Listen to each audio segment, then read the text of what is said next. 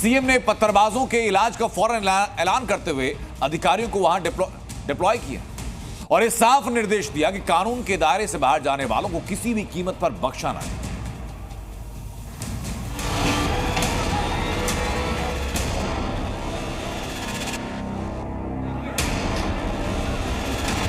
बहराइच हिंसा ने यूपी की कानून व्यवस्था पर सवाल खड़े किए तो सीएम योगी भी एक्शन में आ गए और एक बार फिर साफ कर दिया कि सूबे में जो भी हिंसा फैलाए उसके खिलाफ सख्त से सख्त कार्रवाई की जाए। सीएम का निर्देश मिला तो सरकारी अमला फौरन हरकत में आया। पूरे इलाके में इंटरनेट सेवा बंद कर दी गई। पीएसी की 6 बटालियन मौके पर तैनात कर दी गई और एसीएस होम समेत एडीजी अमिताभ यश मौके पर पहुंच गए और फुल एक्शन में नजर आए। राम गोपाल की हत्या हुई थी, उसके बारे में एक एक चीज़ों की जानकारी जो है वो ली जा रही है। तमाम जो आला अधिकारी हैं वो मौके पर मौजूद हैं और एक एक चीज़ों की जानकारी जो है वो अमिताभ यश की तरफ से ली जा रही है। इसके साथ साथ संजीव गुप्ता जो हैं वो भी मौके पर मौजूद हैं और तमाम जानकारियाँ जो हैं वो इकट्ठा की जा रही है कि क्या कुछ स्थितियाँ हैं इस वक्त और इसके साथ साथ कितने उपद्रवित हैं। उसके साथ साथ पुलिस बल यहाँ पर पूरी तरह से तैनात है और लगातार उपद्रवियों को जो है अब काबू में करने की कोशिश की जा रही है। वहीं तनाव को देखते हुए चप्पे चप्पे पर भारी पुलिस फोर्स की तैनाती कर दी गई, जिन्होंने पूरे इलाके को छावनी में तब्दील कर दिया।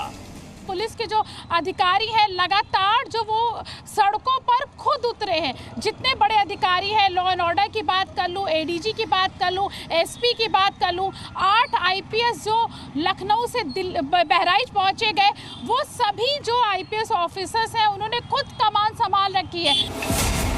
इस मामले में सबसे पहले थाना अध्यक्ष हरदिया और चौकी इंचार्ज महसी को सस्पेंड किया गया। साथ ही सीएम योगी ने अधिकारियों को आदेश दिया कि बहराइच में माहौल बिगाड़ने वाले उपद्रवियों की पहचान की जाए, आरोपियों पर कठोर कार्रवाई करें, धार्मिक संगठनों से बात करें, समय से प्रतिमा विसर्जन कराएं, सभी को सुरक्षा मुहैया कराई जाए।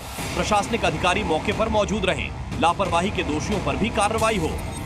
मौके पर मौजूद अधिकारियों ने भी हालात के जल्द काबू में होने का दावा किया।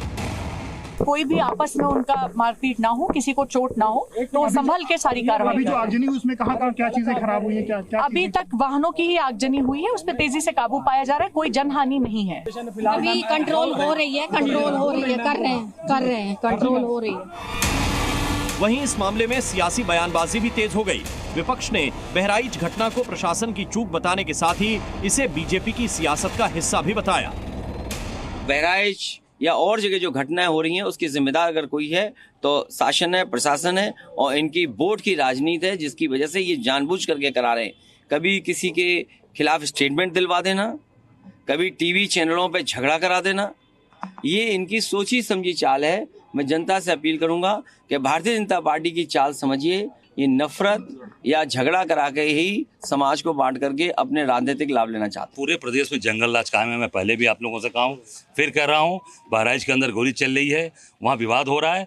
बनारस में राम भक्तों पर हम वहाँ भरत मिलाप 481 साल पुरानी परंपरा पर कल राम भक्तों पर योगी जी की पुलिस ने लाठी चलाया। विपक्ष के आरोपों पर योगी सरकार ने भी साफ कर दिया कि कानून से खिलवाड़ की किसी को इजाजत नहीं और दोषियों को कड़ी से कड़ी सजा दी जाएगी।